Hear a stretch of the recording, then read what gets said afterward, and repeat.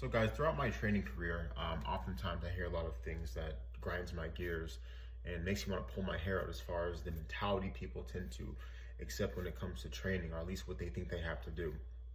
And the common thing is when I hear folks say, oh, I do my, especially when I ask them what they do, people who I do consultations with, which they basically tell on themselves why they're not getting results. At least they don't know. I do, of course.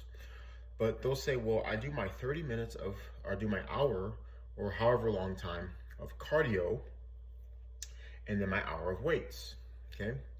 And it's funny is I always ask them, I said, that's very interesting that you do that. It doesn't work obviously, hence why we're talking. But what if I told you that you can actually get both at the same time? And they look at me like I'm like they're dumbfounded, like, well, how's that possible?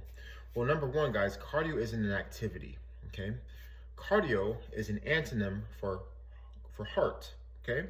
So anything that gets your heart rate up is technically cardio.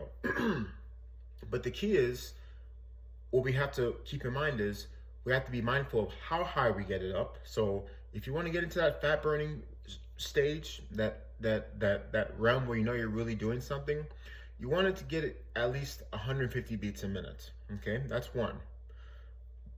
On top of that, you want to make sure that while you're doing this stuff, that you're still stimulating muscles, okay? Because when you stimulate muscle, you are stimulating the metabolism, and the metabolism is responsible for burning fat at rest. You don't burn fat when you work out or when you train. You burn fat at rest, and that's up to the metabolism. People don't know that either. So the key is, how do we get the best of both worlds? How do we satisfy both? Well, you have to pick movements that help you with that.